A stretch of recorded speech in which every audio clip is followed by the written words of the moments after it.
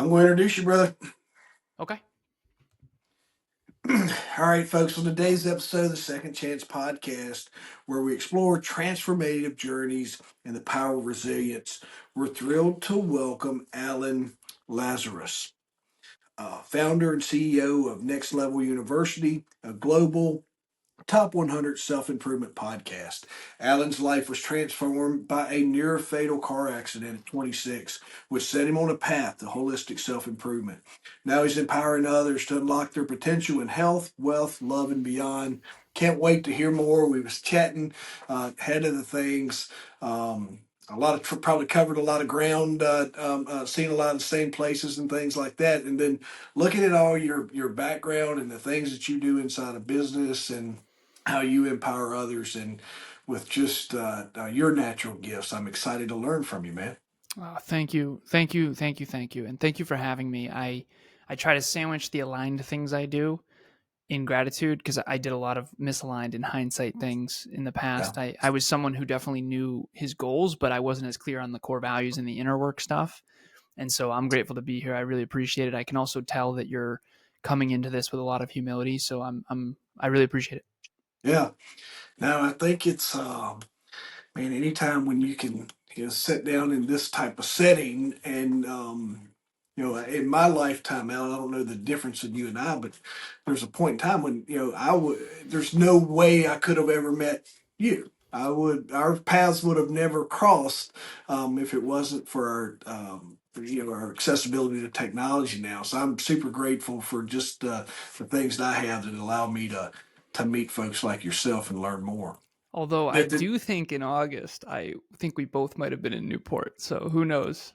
Uh, Probably yeah, I took a right. trip to Newport, Rhode Island this past summer. Who knows? Maybe we were near each other. But yeah, no, the opportunity to meet amazing people, podcasting is just awesome for that. Learning Yeah. from so many people from so many backgrounds, so many cultures from all over the world. Granted, Virginia and Massachusetts aren't that far away, but I'm grateful again to be here. Thank you for having me. And you've got like we're going to get to this, and I want you to tell us more about it. But you got one of the top ones. Your podcast is one of the top ones. We want to make sure that we cover that. But as I always like to start off, and we were talking about this earlier as well, we didn't get here by just showing up. You have the story, and one of the things that I read at the top of your story was the loss of your father and your near fatal car accident and what pivotal moments they would have had for you. After your accident, what is that biggest shift that your mind set experienced that set you were on the path that you are now? So, a lot of things in our life shape us, a lot of experiences. I think in some ways every experience does, but there's a couple big ones that are pivotal. And I have three really, really big ones that sort of set me on my sort of hero's journey, for lack of better phrasing. The first one you mentioned, my father passed away when I was 2 years old in a car accident. And everything's numbers for me. I'm an engineer, so forgive me for that. But uh, I was two, he was 28. It was 1991. My mom was 31, my sister was 6. For me, that contextualizes it quite well. Yeah. So, and he passed away in a car. And fast forward, fast forward, fast forward. So, my real last name is actually McCorkle, but I took my stepfather's last name. His name was Steve Lazarus. Right. And when we were sort of being the Lazaruses, we didn't really associate much with the McCorkles anymore. So, John McCorkle was my father, my birth father. It was Jim, Joe, John, Jane, Joan, Jeanette. Big Wow. Irish Catholic family, Yeah. all J. Yeah. And we didn't really associate with them much when we were sort of being the Lazaruses. And then my stepfather left. So the first pivotal moment in my life was my birth father passing away when I was young, but I didn't know him well. Obviously, I was 2.5. My sister was 6, so she knew him well. Then my stepfather comes in from 3 to 14. I playfully refer to that part of my life as boats and BS. And this is the late 90s, early 2000s. He worked for a Yeah. company called AGFA that did hospital computers during the dot-com bubble. I mean, it was just wild, particularly in the US, but globally, everybody had money in the 90s. It was snowmobiles, ski trips. We had a yacht. We owned an apartment building. I mean, he had a motorcycle. My mom drove a BMW, all this stuff. And so from the outside looking in, it looked great, but my mom and stepdad did not get along, and that's a polite way to Mm. put it on a public medium. Yeah. And when my stepdad left at 14, he took his entire extended family with him, as well as 90% of the income. So my mom traded in her BMW for a little Honda Civic. I go from boats and ski trips, early Christmas presents, Xbox Dreamcast, to I get free lunch at high school now because our income is so low. I'm a freshman in high school. I wanted to go to WPI. It's called Worcester Polytechnic Institute. It's kind of like a mini MIT tech school. I wanted to be an engineer. And I went from I hope I get in to even if I do get in, I don't know how I'm going to go because it's $50,000 a year. And that's back then. So it's a very expensive tech school. So I did the only thing I knew how to do. So stepfather leaves, takes 90% of the income with him, takes his entire extended family with him. And I still to this day have never seen or spoken to a single one of them. Mm. I did talk to my stepdad on Facebook Messenger a little bit in my mid-20s and then a little into my 30s. But not a great relationship there whatsoever. So And you're disassociated with the McCorkle still, right? Correct.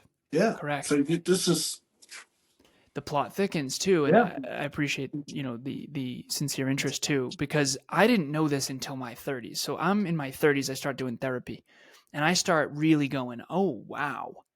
So 14, sister moves out with her older boyfriend. Now it's just my mom and I in that house. So he got the apartment building and the yacht. We got the house and the dog. Sister moves out. Stepfather leaves.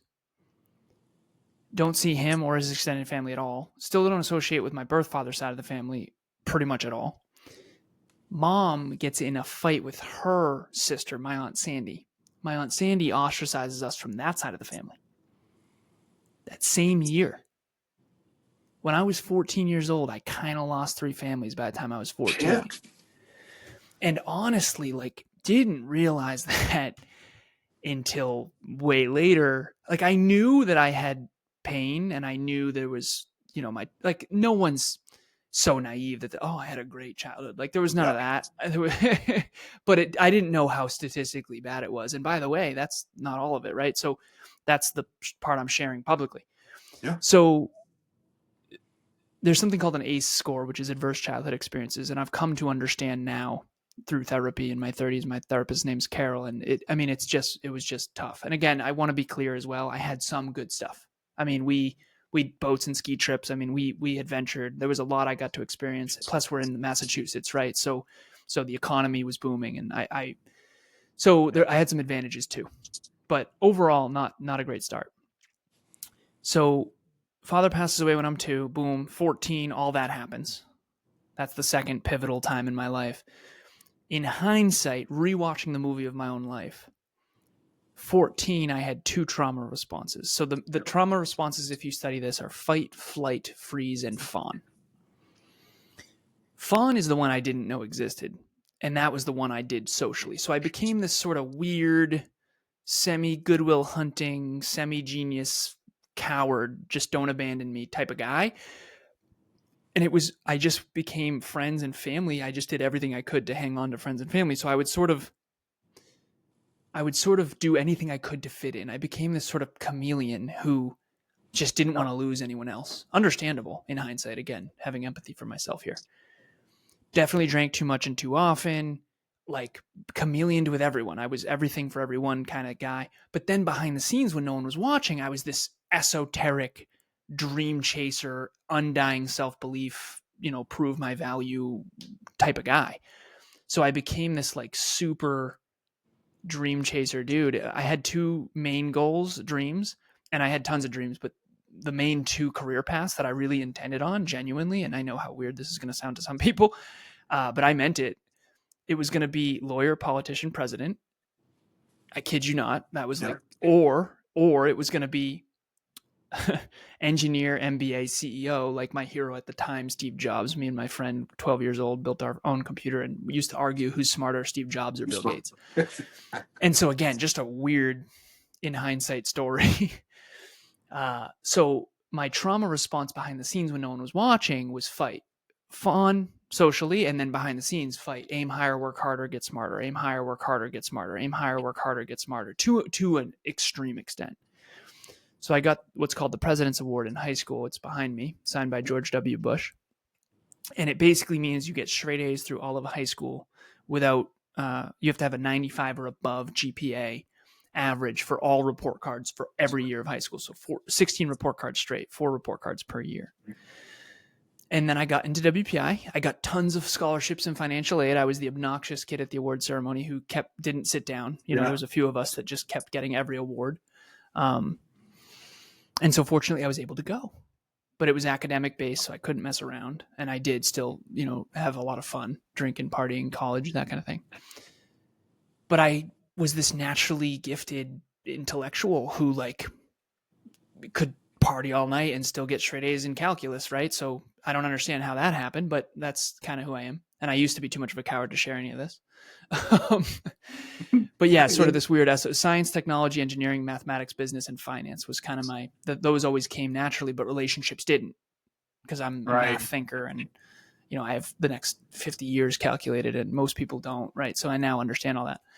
But anyways, so still fun socially, and then achieve big dreams kind of guy. Now, fast forward, I'm 26. At this point, I graduate with computer engineering, bachelor's, master's in business. And this is when the economy's coming back after 2008. So I graduate bachelor's 2011, master's 2012, one of the best tech schools in the world. So I do very well. Oz Development, Sensata Technologies, Lens Americas, iRobot, a company called Cognax. I mean, I just 65 to 85, 85 to 105, 105 to 125, 125 to 180. I almost got to 200. So 200 was where I peaked. 180 is where I peaked.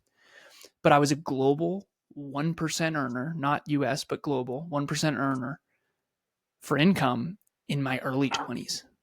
That's awesome. I paid off 84 grand worth of college debt in a single year. I was a broke high school and college student, so I didn't need much. I wasn't like a materialistic guy. So I was dating a woman named Courtney. We lived on a lake. Our rent was $500 each. I drove a 2004 Volkswagen Passat that I bought in $5,000 cash. I worked for a company called Cognex in industrial automation, and industrial automation was just booming at this time. It still is, but and so I sold machine vision equipment into manufacturing facilities all across Vermont, Connecticut, and Western Mass. And then I get in my car accident. So I go from paying off all that college debt in a single year back in 2014, and I had $150,000 invested in a Vanguard account in different tech companies and stocks and ETFs.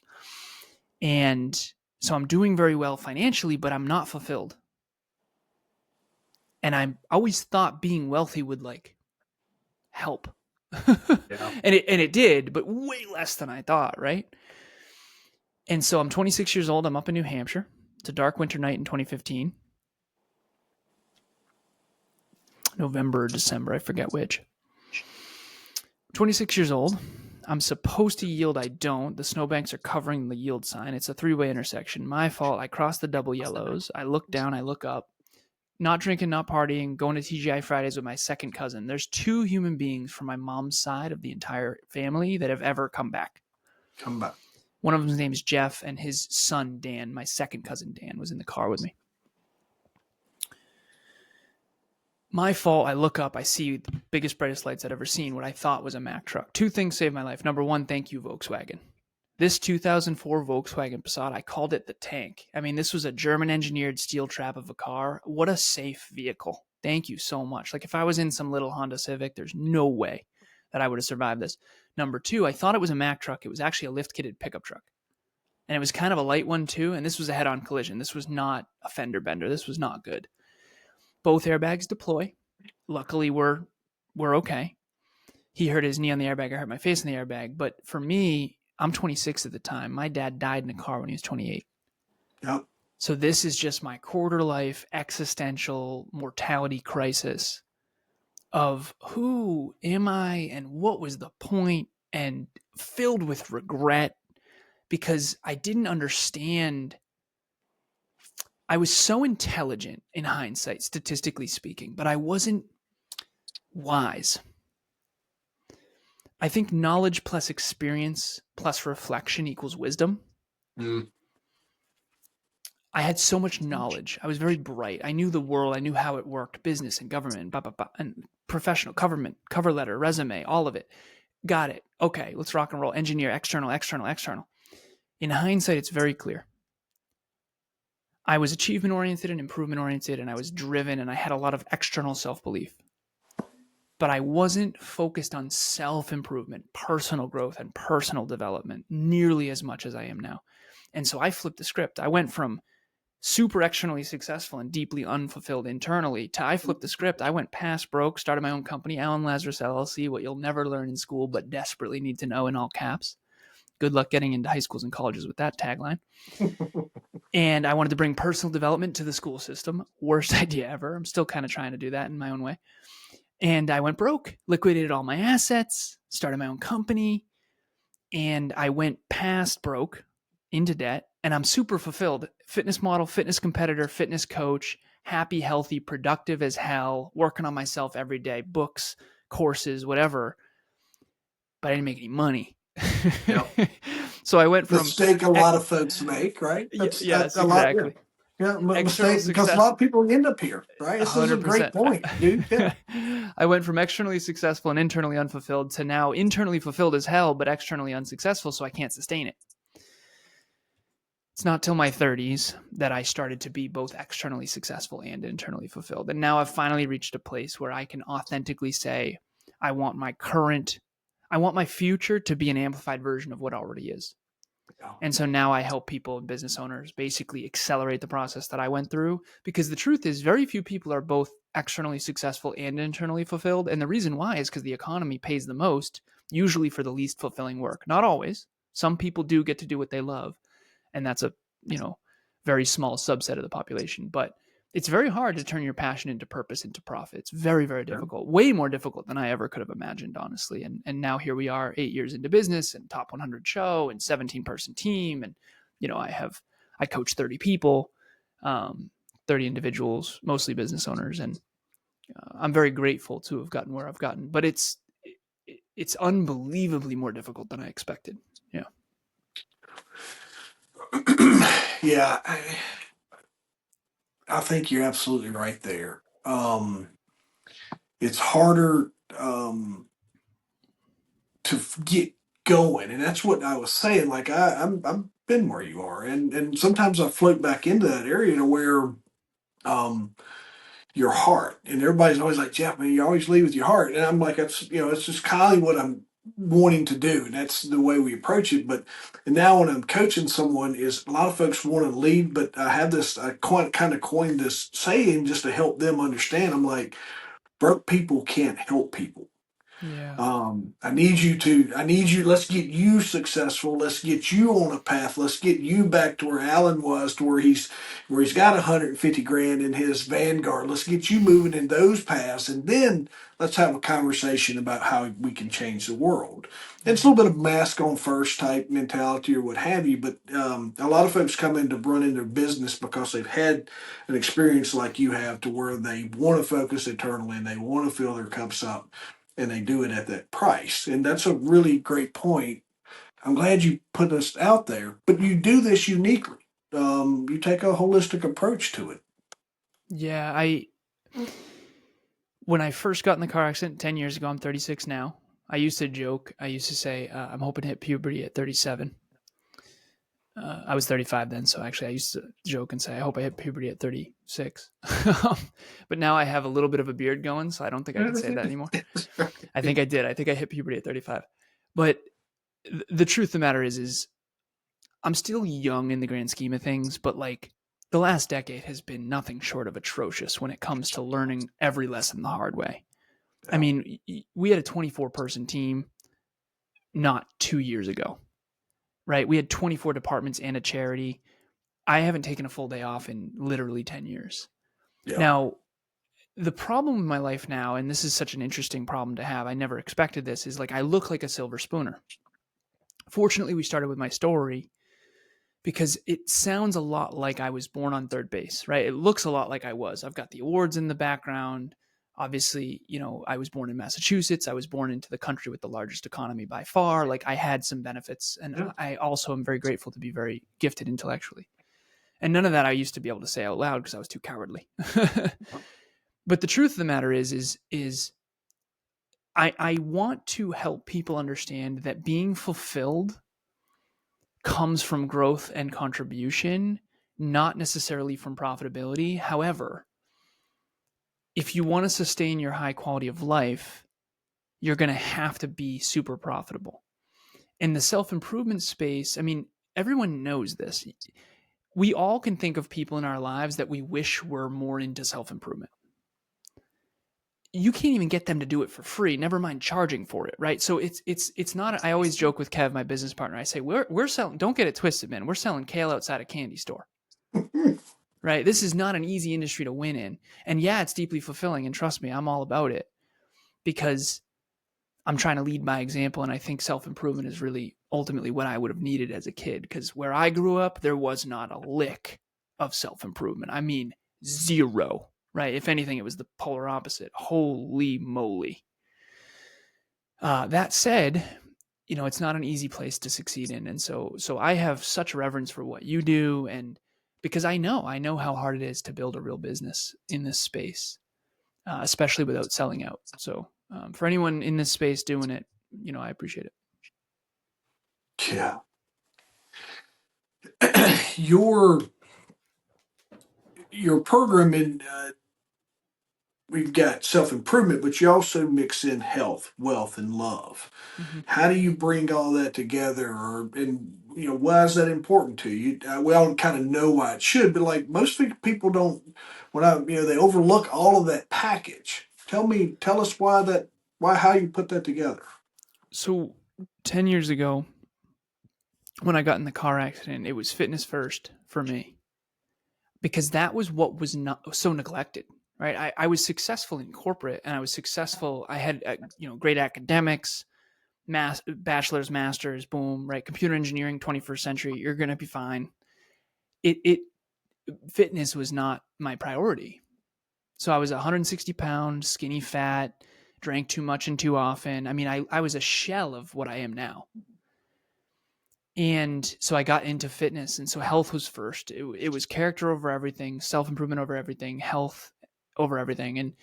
And then it was love. And it was, I met Emilia, my business partner, Kev. We started a podcast together 8 years ago called the Hyper Conscious Podcast. It's since been rebranded to Next Level University. Level up your life, love, health, and wealth. 1% improvement in your pocket from anywhere on the planet, completely free. That's our thing. But way back then, it was okay. We can't sell something we're not doing, and this I actually have found out is like more unique to us than I thought. Like, we will never sell something that we're not doing. Like, we have this Streamliner. You can literally see the trend of the sales going based on how much Kevin and I are using this thing. I mean, we just won't. I think so. He grew up without a dad too. We will not sell something or preach something that we're not doing, like, ever. Right. We cannot do it. And I one of my biggest pet peeves is people who talk without walking. It is alarmingly a problem, I think. Why are you trying to give me advice? We all can think of people in our life who give us tons of advice, and yet they don't exercise. It's like Chapter 1 talking about chapter 30. it's brutal. Yeah. It's No, you're right. alarming. It's quite, and I was too much of a coward to call them out. Now I think I actually am, but able to. But yeah, to answer your question, holistic, I had mentors. And this was actually really hard for me because I was sort of naive, especially in the self-improvement space. I was like, I thought I found the solution, right? Self-improvement, oh my God, and mentors. And I had dozens of mentors and coaches. And I realized in hindsight, most of them, not most of them, yeah, probably most of them were full of it. They were good in one area, not well-rounded. And, I have mentors that are multimillionaires, net worths in the hundreds of millions, and then one billionaire. And it's, you get to a place where you realize that they're really good at a couple things, but they're not fulfilled. Right. And they're not healthy at all. Right. I mean, what the, right? So again, I don't want to come off as pretentious here, but at the end of the day, I couldn't imagine a world where I neglected my health again. And I tell Emilia all the time because we have a business together, right? I mean, Emilia is the love of my life. Met her 5 years ago, future wife. People always say, "Well, congratulations. We're not engaged yet, but we're intending." Yeah. And we have a business together. And if you look at, I tell her this all the time. I don't want to be at the top of this mountain, metaphorically, not in love. Yeah. And when you're a business partner with your intimate partner, look at the divorce rates and then look at the amount of businesses that succeed over a 10-year period. I mean, you're a subset of a subset of a subset. If you're, Mhm. I said, Yeah. we have a podcast together. Imagine that, right? So, and we coach couples together as well. We've been doing it for 4 years.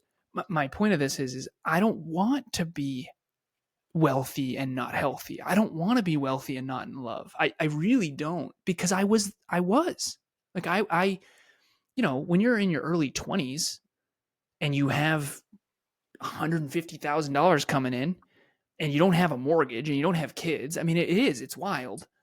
And that was back then, right? So it's probably 200 now. And you just realize, like, this is not it. My relationship still isn't as good as I would like it to be, and I'm not healthy. And so to me, wealth is the third most important. However, it can't be 10th.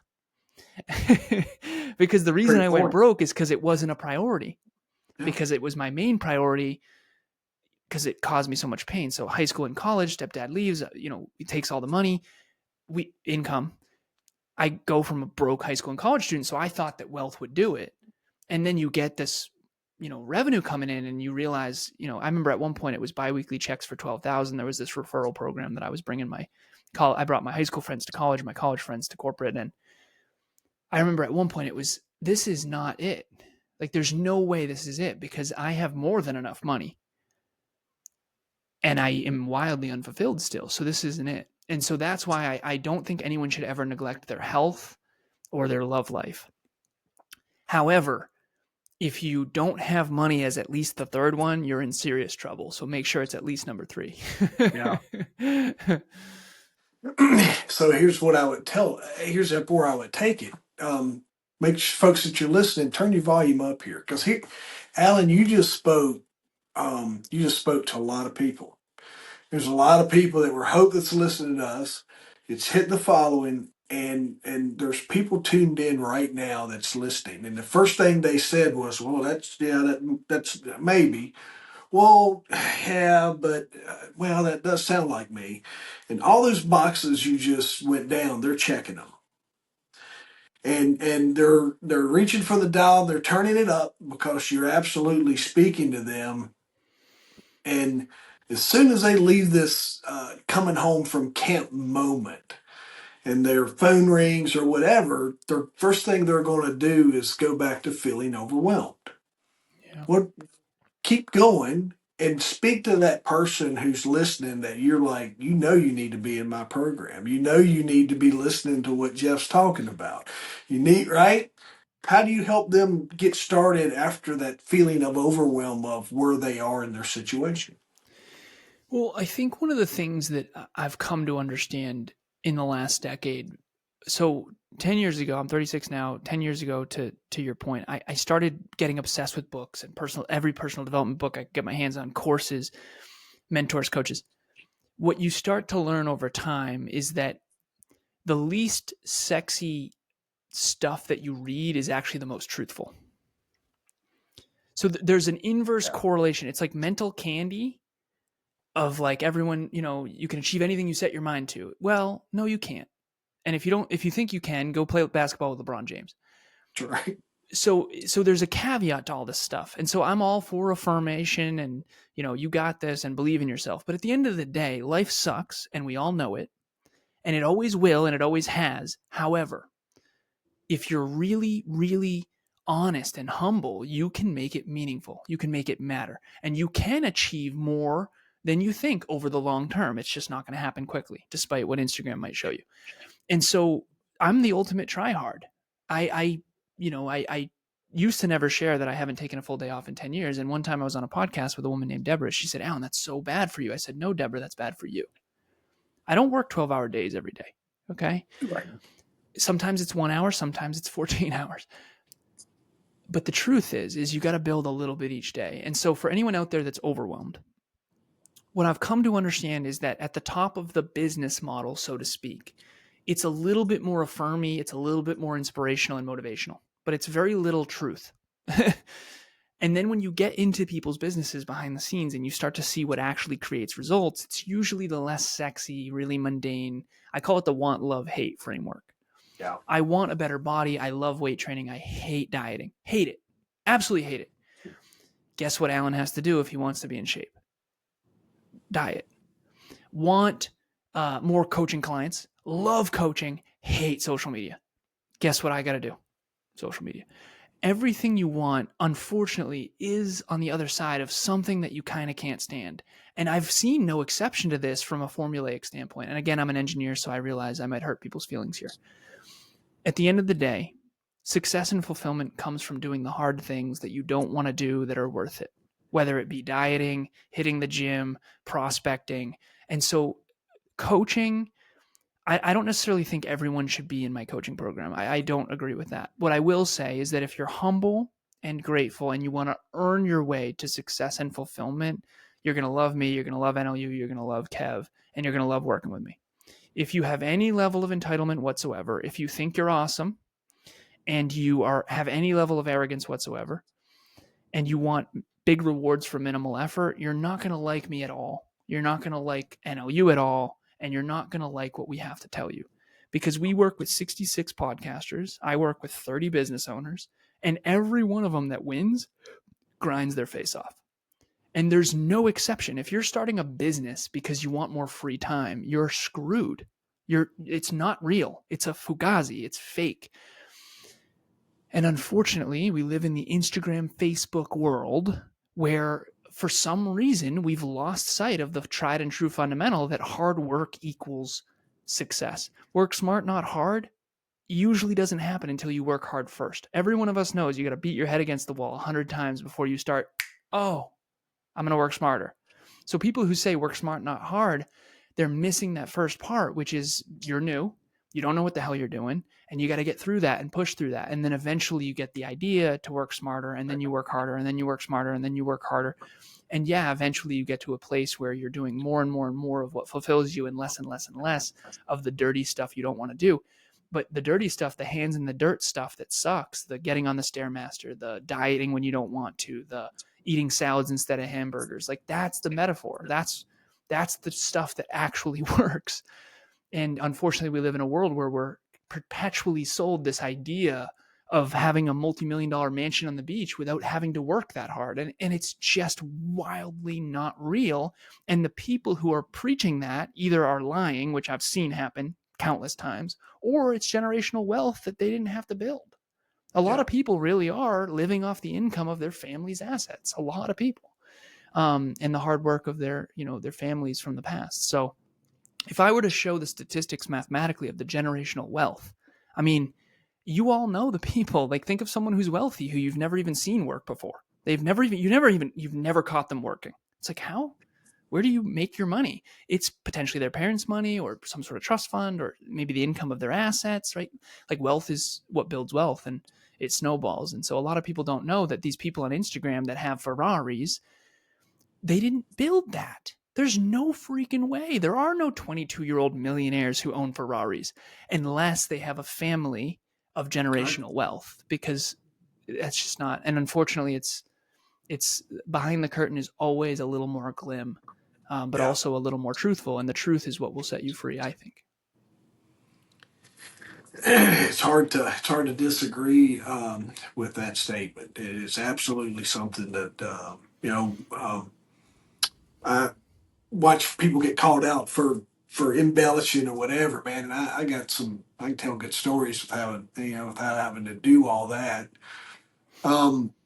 You also, throughout all of this, right? You have your own things, working 7 days a week. I love that. I follow a similar model. I think it is absolutely be where you need to be if you need to take and when you need to be there. I follow that same principle of like what you're saying. Today's one of my longer days of just having. I got a lot of stuff I got to get done today. So I appreciate you sharing that and echoing that. kind of giving me some reassurance that I'm doing something that's positive as well. But here's where I'm going.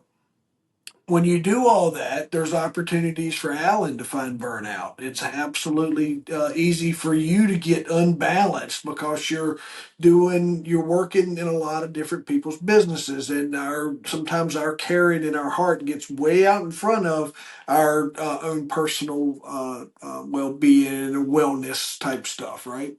What's your tips there? How do you avoid burnout and stay in line with your own values? Well, the first answer is the only reason I learned this is because I burnt out. But I'll give you what I give to my entire team, and I sent I finally did the end of year review for 2024. It's a little late, but we were trying to close the year strong, and I just sent sort of the rally cry, for lack of better phrasing, for 2025, because our growth rate in 2021, 2022, 2023, and 2019, 2020, 2021, and 2022 were all an average growth rate of 100% year over year. So it was like 160, 150, 64, and then 104. So we basically doubled our business almost every year on average. And the last 2 years was 18% and then 11%. So it's like, whoa. So I got to rally cry with the team saying, like, listen, it's not just us. Post-COVID was wild for podcasting, self-improvement, production. Yeah. I mean, the fish are jumping in the boat in business. And it's the people who can survive the hard times that are going to be around for the next go around when fish are jumping back in the boat, right? I think Forrest Gump's a good metaphor for that, when all the ships go out except for them, and then they're Bubba Gump shrimp. So I gotta help the team realize why we're so skimpy now. Because we had to contract a lot, and I need them to still believe in the mission, right? So, but anyways, to answer your question, I burnt out, and that's why I figured this out. So this is what I shared with the team, not just today, but in general, particularly at the tail end of 2024, when I realized we were all going to burn ourselves to the ground trying to survive here. I use this metaphor, and everyone out there can visualize this. Okay, all of us, you, me, Jeff, Alan, any listener, viewer, you are a juggler. And you're juggling 12 balls. The first principle is do not forget about the juggler. If the juggler goes down, all 12 balls fall. So the juggler, take care of the asset. Take care of the asset. Take care of the asset. You are the asset. Physical, mental, emotional, spiritual. You are the asset. You have to take care of the asset. If you don't, it all goes down. So number one is take care of the asset. Take care of the juggler. Number two is we're all juggling 12 balls. We all, right? Home, pets, some people, kids. I don't have children yet, but I know that's going to be a whole thing. Coaching hat, business, team members, clients, customers, products, problems, all of us inundated, distractions, 21st century, too much. 12 balls. We all have a ton of priorities. Health and fitness alone is a full-time job. If you want to actually do it well, sleep, hydration, nutrition, training, mobility, breathwork, supplementation, full-time job. I was a fitness coach, fitness competitor, fitness model, 42 photo shoots. Staying in shape year-round was a full-time job. Yes, I had an 8-pack. No, I don't anymore. Bothers me every day. Okay. It is what it is. But I'm a business owner. It's hard to let it go. Yeah, it's so hard to let it go. Better my best, except in fitness. Okay. So the juggler, take care of the asset. Number two, 12 balls. 3 of them are glass. 9 of them are rubber. And I tell my team, drop the rubber ones. Let them drop. I don't care. You can pick them back up. They bounce. It's all fine. 3 of them are glass. And if you drop those 3, they shatter. So we have something called a P3 target. Mine is coaching, training, and podcasting. Those are my glass balls. Cannot drop them. Now, take the metaphor one step further. 3 principles. The first one, take care of the juggler. Second one, don't drop the glass balls.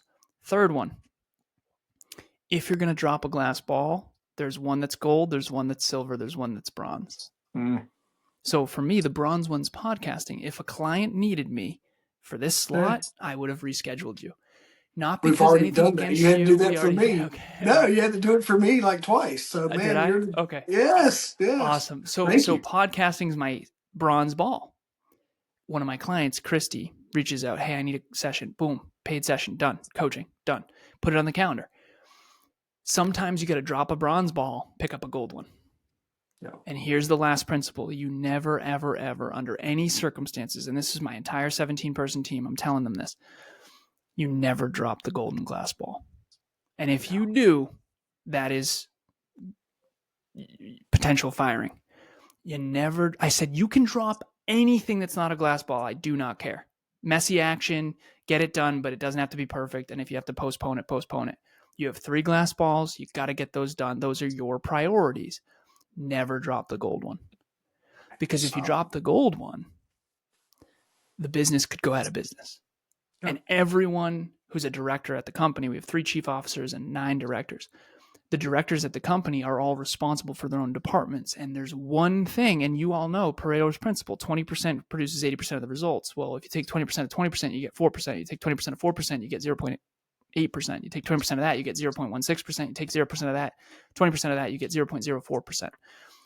The golden glass ball is the 0.04% essentials under each department. And that's the work smart, not hard thing. So we do work hard and work smart. And the golden glass ball is the smart part. Best way to end right there, man. That's a walk off. Jeff's world. The way you describe that, folks, hit pause, go back and listen to it again. And from if you're leading a company, he just gave you that where you're off. Alan just fixed your problems. So make sure that you, when you're using this in your next meeting, make sure you reach out to Alan, tag one of his posts, and let him know that he made a difference in your business. Because I will sure echo that. And mention this because, like you just said, it's such a powerful way of putting it, and the importance. Not all things are deserve our 100% of our importance. Coming out of public safety, Alan, in law enforcement, we always talk can't put the bullets back in the gun. So there's a priority on everything, and when I transferred that type of mentality into business, it was overwhelming because I couldn't treat everything like it was life or death. I had to learn that some things needed to bounce, and it was okay for those to bounce because I could catch them on the hop. And you just described something I experienced. How would you like for folks to connect with you, and make sure we put our podcasts in there? How often do you release you guys podcasts? We do. So it's 1% improvement in your pocket from anywhere on the planet, completely free every single day. So we do an Every episode day. every day. And Yep. people normally, when you say that to people who aren't podcasters, they go, oh, nice. When you say it to podcasters, they go, how in the hell do you do that? You got 17 people probably somewhere along the lines helping support the mission. Yeah, you know it. So exactly. Thank goodness we have a production team because we produce 54 podcasts. So without the production team, we never could do that. And the average time is 30 minutes now. We're doing an average of 30 minutes a day. I'm actually on with Kev right after this, my business partner. We're about to record. Thank you so much for having me. Like I said, I wanted to make sure I sandwich this in gratitude. This has been awesome. And where can people get a hold of me was the question? Yep. Okay. I'm on Instagram, Facebook, LinkedIn. You can email me. The website's probably the best place. nextleveluniverse.com, spelled just like it sounds. The podcast is Next Level University. We also have a podcast called Podcast Growth University for podcasters, and I'm starting this year Business Growth University for business owners. And so we call them listeners, longers, and business owners. Listeners want to learn from us. Longers want to build their own podcasts in their own communities, and business owners need to generate revenue or they're screwed like us. So listeners, longers, and business owners. And if you do reach out, please just provide context. Obviously, we all get a lot of spam. Yes. And I will help you prioritize my system, my coaching in particular. It's goals, metrics. I always have to close my eyes when I do this. Goals, metrics, priorities, habits, skills, and identity. And that's it. I mean, ultimately, once you have your goals, metrics, priorities, and habits and skills aligned, after that, it's the inner work of why aren't you executing? And the reason you're not executing is usually some form of trauma or something about yourself, your identity work that needs to happen. I'm not a therapist, I'm a coach, but ultimately I'm going to get in there and help you unlock your true potential. That's my favorite work in the world. And we make sure we track metrics and habits as well to keep you on track. So the accountability is there as well. as folks, you won't hear this part, but we were warming up. We're just figuring out conversation. This is a conversation.